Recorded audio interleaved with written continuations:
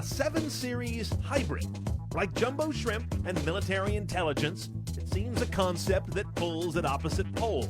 Well, let's try to make the case for the 2011 BMW 750i Active Hybrid and check the tech.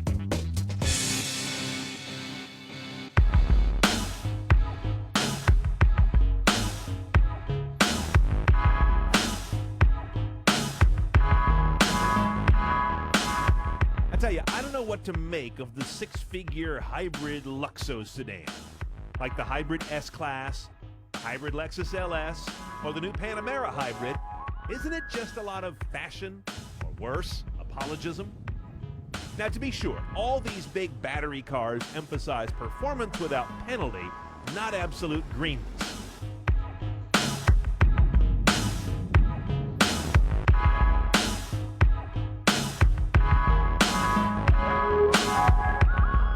Now inside this car, you've got the usual BMW 7 layout with several cues that tell you this guy's a hybrid.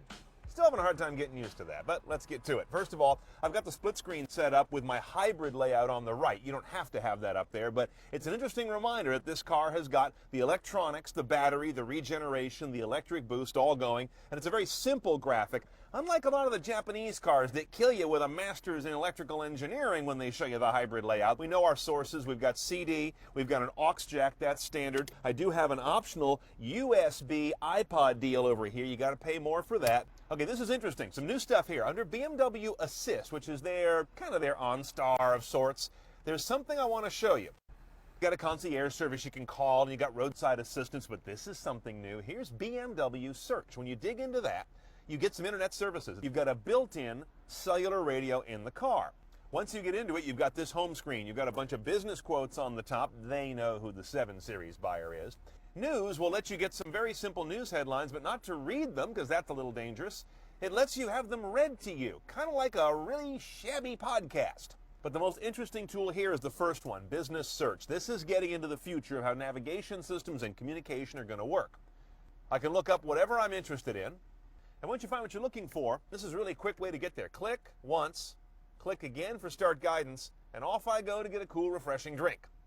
One choice on the transmission, 8-speed automatic. We've seen this guy before. Sport mode is over here, but there's another sport mode. That's this dynamic drive control stuff here. And that's where you've got 4 modes. You've got a comfort mode here where everything's kind of lackadaisical. Easy throttle response, soft suspension. You move to normal and, well, things are more normal.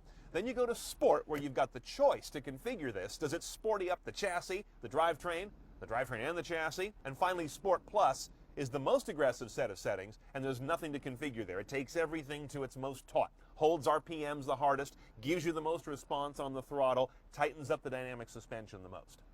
The head-up display is standard on the Hybrid 7, and it's the best in the business, to the point that it seems only BMW takes this technology seriously today.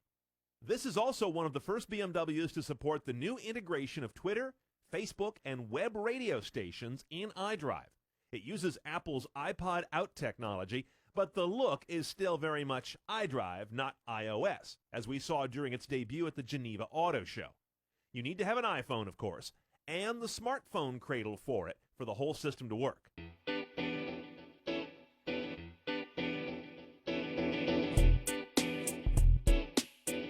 Now, the MSRP on this car isn't the only way that you pay for the joy of ownership. You also pay in the rear end. It's not yours. Well, kind of both. There's the problem. That's the active hybrid power unit. That little carpeted gnome sits there as long as you own the car. That's the electronics box for this hybrid. Unfortunately, it's kind of big, and it sticks into what's already an occluded trunk space. Now, where a 7 hybrid has to earn its keep is here in the engine room. We start off with a 4.4-liter V8 direct injection, double Vanos, variable valve, blah, blah, blah. That's kind of standard BMW stuff right now, including the direct injection technology. Then you ram the electric assist into that, and things get really interesting. 455 horsepower, 515 foot-pounds of torque. Like that number. 0 to 60 for this 4,800-pound SOB is 4.7 seconds. That's almost an act of God. 1726 is the MPG. Not exactly stunning, but again, this car is not going after the Prius. Oh, by the way, while we're here, proof that the Germans never got over losing that war. They've installed these brain hooks to kill you when you're working on it. They even put a little funny label here saying, don't lift your head up, you might get a little doink. Doink my ass. You might see part of your brain hanging here, dripping blood. On the road, I find this car really can go Jekyll or Hyde based on these dynamic drive controls because it's a hybrid. When it wants to be luxurious, it's real sedan.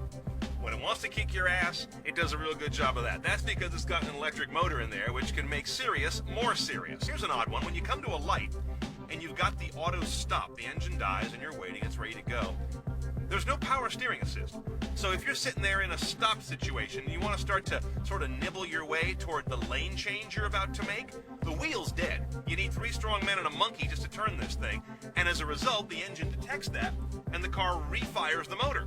When you engage the blind spot technology, all I get is that little flag there in the mirror if someone's in my way. The car's never going to nudge me out. Lane departure, that again works by spotting lane lines, reading how the car is driving, and giving you a really mild stick shaker through the wheel. Now here I am entering the Bay Bridge from a dead stop, and it's easy.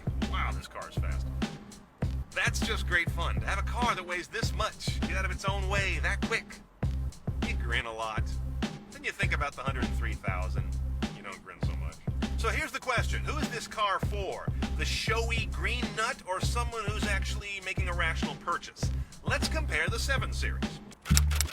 All right, here's the dirty little secret about BMW 7s. A 7 Hybrid delivers 1726 mpg and does 0 to 60 in 4.7 for a base price of around $102,300. A 740i delivers almost identical 1725 mpg, 0 to 60 in 5.8, while basing at $70,006, almost 32 grand less. Now, equipment does vary between them, but neither is slumming it.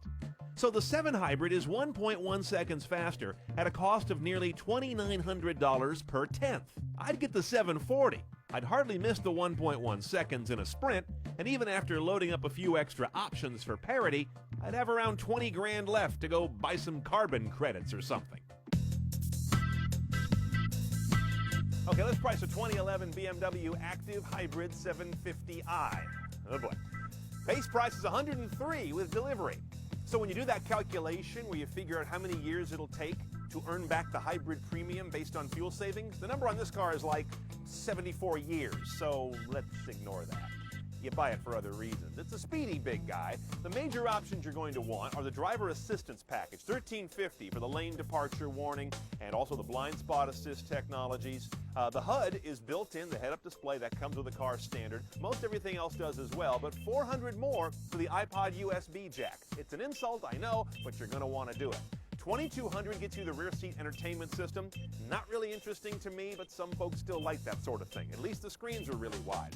You're going to pay $2,600 for the night vision with pedestrian detection. Again, I'm not sold on that either. And the deal of them all is that multi-camera package for $350. That's like Tata Nano pricing. I don't get that.